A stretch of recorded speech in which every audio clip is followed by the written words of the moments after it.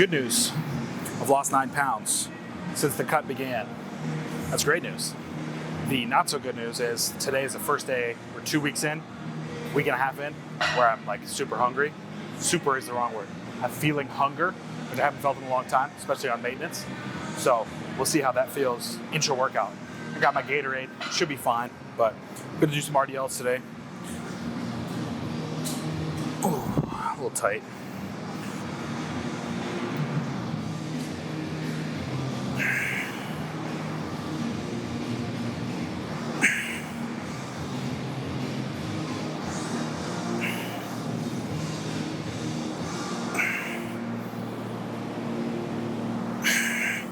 Trying to keep my upper body a little bit more engaged during my RDL, so I'm trying to keep my lats on as I come down, because I have a tendency to kind of just let everything hang and make it a lower body movement. So the goal today is keep everything locked in.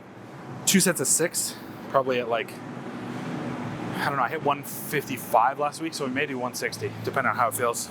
I'm already sweating, feeling good. Probably do stiff legs here, and then RDLs, maybe 5 and 5. I don't know. They're kind of the same thing, but not entirely. So a stiff leg, obviously you got more of a hinge, come off the ground. More like that. And then an RDL, more of a knee brace, starting from the top down. So obviously both hinge movements, but there's a slight difference. Just enough of a difference to be 2 different movements. 2 different emphases. That feels good. I think 160 is probably in the cards, but we'll see how 120 feels. Throw the figure 8s on for this one.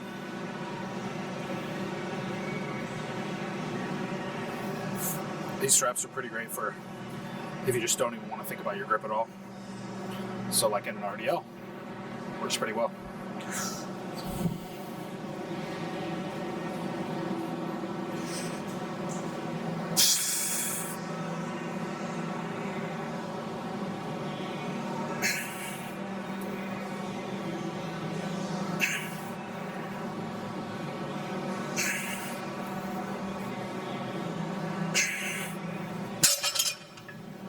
Nice. I'm trying to decide if I want to do another warm-up or not. I don't think so. 2 sets of 6. Probably just go straight to it. I can feel myself trying to rush through this to get to bench. Gotta remember, this is important too. This is my secondary deadlift. So just because it's only 2 sets doesn't mean I still shouldn't take it seriously. So try to get my mind a little bit more focused on the movement here. Let's get 6 good reps.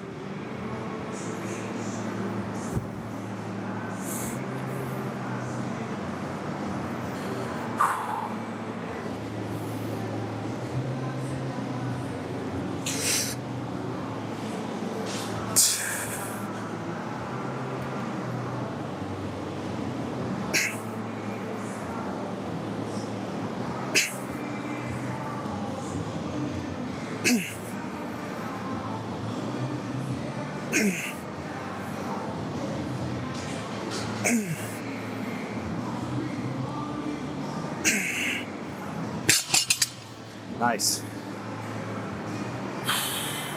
Yeah, that's what we want. All right, let's do it again.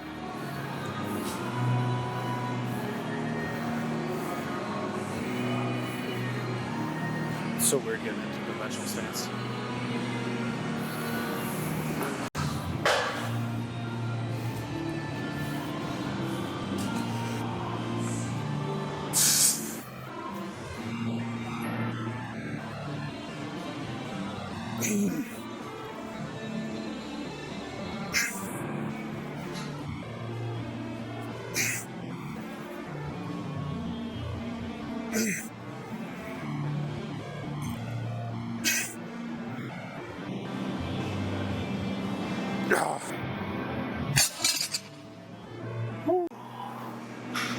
Okay, cool. Happy with that. Feeling a lot more comfortable with the RDL, conventional style. Just took a block to get back used to it. My hip feels really, really good. So I think that's positive for squats tomorrow. We got tempo bench, and then we've got Larsen press. So I'll talk a little bit more about Larsen when we get there, but tempo has really had a great impact in pushing my just regular comp bench up quite a bit. I'm just a big fan of tempos, man. Tempo pauses, tempo descents, everything. If you can move weight controlled through a range of motion in a strict tempo, you can move weight with a little bit less of strict tempo. So it's pretty much a one-to-one comparison in my mind, and I just really like it. So we're gonna probably we got ascending 6.5, 7.5, 8.5. So we're gonna try and get to 120 for our top set. We'll see how that feels. Everything feels good bench-wise. So let's go. Like I said, first warm-up, I usually don't bring the tempo in, just to feel how regular bench feels.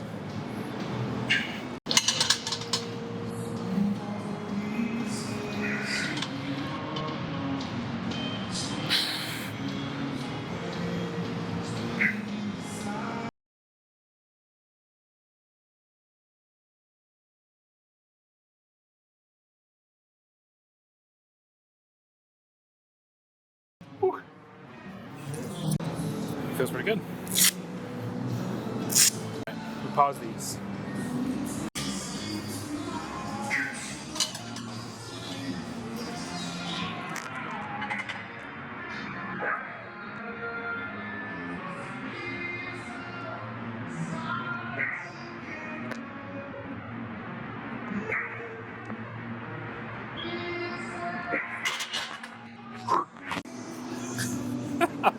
Choking to death.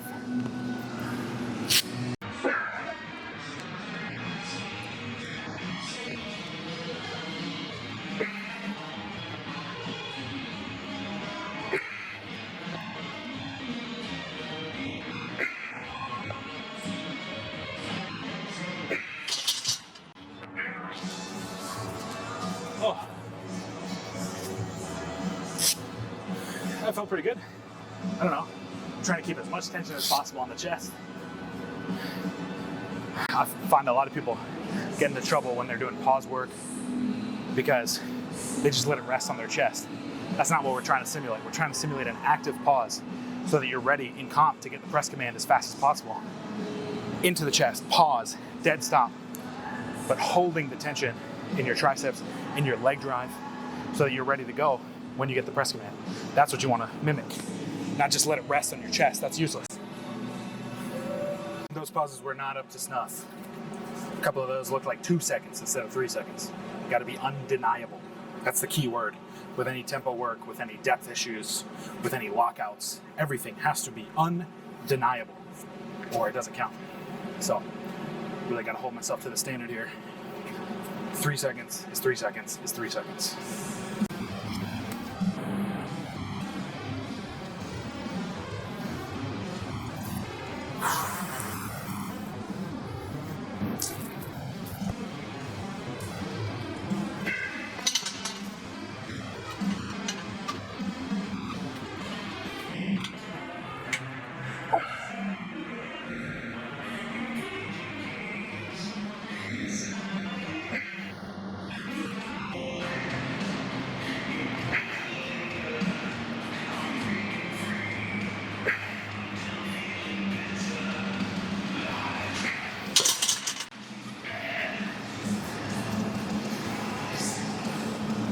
I mean, that felt better, but we won't really know until we watch it back.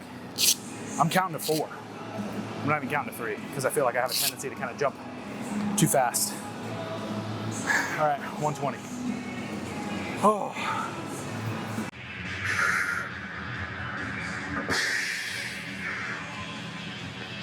One, 2, 3. Yeah. 1, 2, 3. Good. 1, 2, 3. One more, come on. 1, 2, 3. There it is. That's what I'm talking about. Thank you. Yeah. I needed that. Good job. Appreciate it. Whew. All right, little trick. If you're messing up your tempos like I was, just call someone and have them count for you. Keep you accountable. There's got to be people in your gym that can help you out. That's why you got to train in an environment that provides you with that extra boost from people around you. So we're moving on to Larsen Press next.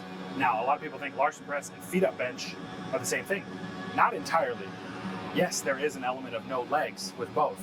But in my mind, and the way that I program it, feet up bench is more of a flat bench, whereas Larsen is used more to fortify your arch without leg drive. So you do everything that you would do with your setup the same way as a competition bench, and then you just kick your feet up at the end.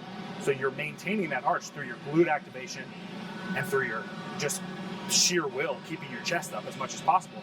And that way, in a self-limiting movement like a Larsen, when you, again, put the feet back into the movement in your competition bench, you'll feel much more stable with your arch. It feels really awkward the first, 15 times you do it. But at a certain point, it's going to click, and you're going to realize, oh, I keep my arch with tension in my glutes and with my upper back the same way that I keep it with my legs. So think about that when you're preparing the movement, and try and mimic as much as possible your competition arch. So we're going to do sets of 8, I believe. So we'll see how it goes.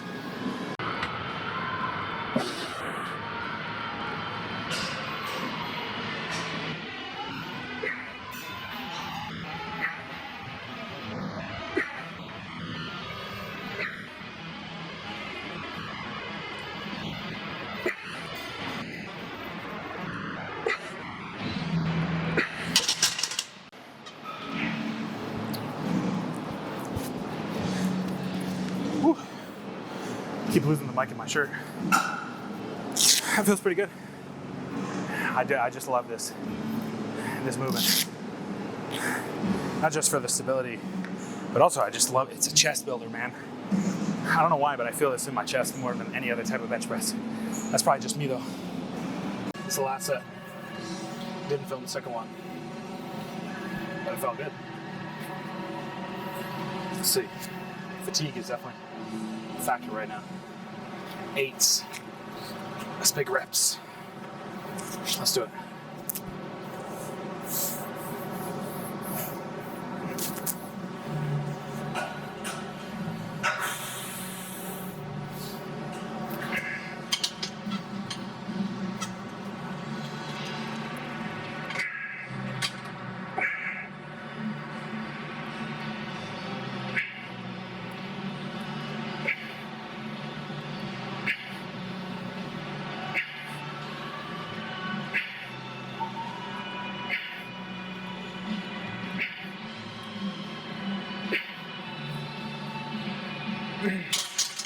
Whew. I just needed to film it. That was better than the second one. Whew. All right. Done with bench. We'll do some shoulder accessories. You might be picking up a pattern with my programming style or my choices. If I'm doing an unstable or a barbell, dumbbell press, whatever you want to call it, I call them unstable because it's, not a machine. That's just how I categorize it. On one day, then I'm doing a stable press on another machine-based press.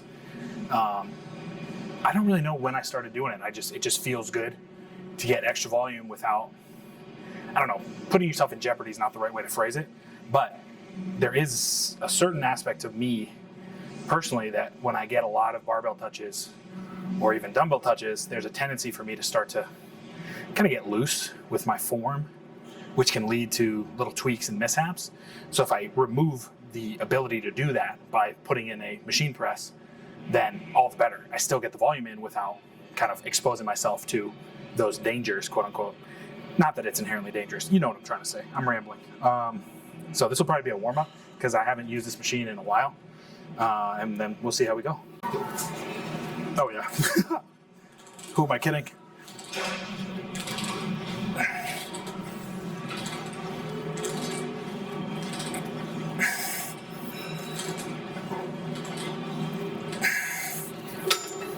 Absolutely undershot.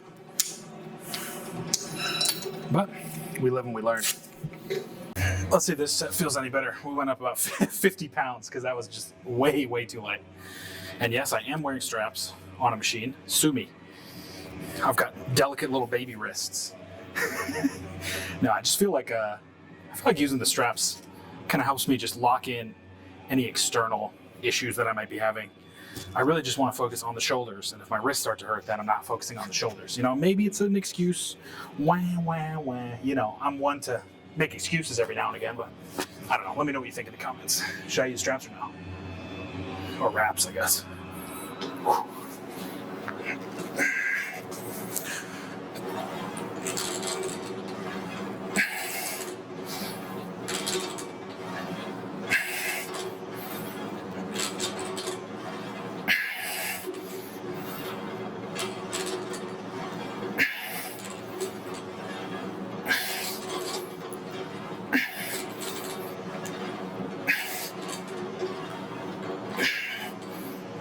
Yeah, it's better. Still probably a little light. A little bit more shoulder stuff. Lateral raises. I like to do these seated. Take away any swaying, anything like that. We've got 20s, we can try and go for 10.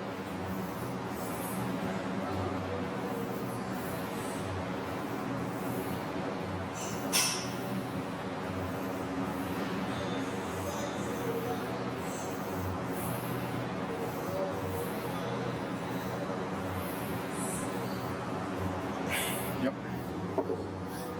It's pretty decent. I'm trying to take some of my traps out of it. So I'm trying to stay kind of compressed as I raise instead of shrugging them up. I don't know. Might be overthinking it. Another great day in the gym, friends. It was a lot of fun today. Stacking wins, stacking good training sessions on top of each other, which is what the game is all about. Can you stay in it? Can you continue to make good progress? Doesn't have to be great, but as long as it's good, and you're stacking wins, you're gonna get where you want to be. So that's what I'm telling myself. Bench feels really good. Romanian deadlifts felt really good. I did some tricep accessories that I didn't film. I don't know. You've seen me do tricep pushdowns 1,000 times. If you want to see the tricep pushdowns, let me know in the comments. One thing I want to say is make sure you're taking advantage sounds wrong. Make sure you're utilizing the people around you in the gym. Like you saw today, I had somebody do my count for me because I wasn't holding myself accountable enough to the tempo. So I had somebody come in that I trusted to do the count for me. That is the power of training in a powerlifting, strongman, CrossFit gym. Not to say you can't get it in a traditional, conventional gym, but in a powerlifting gym, all I had to say was, hey, I got some tempo bench. Could you do the count for me? And they knew exactly what was going on. So that's so valuable. Don't let, social anxiety or fear of looking stupid keep you from being the best that you can be. It's really hard for me sometimes to talk to people in the gym. I have to kind of put on a face.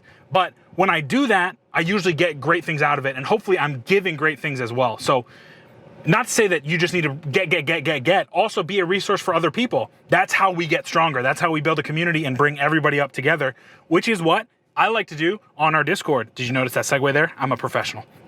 Join our Discord if you're looking to get stronger, because there's a group of people on there that are going to help you with any questions you have. I'm in there all the time. We just support each other, trying to get better and better. So I would really encourage you to take a look at our Discord, join in if that's something that you're up for.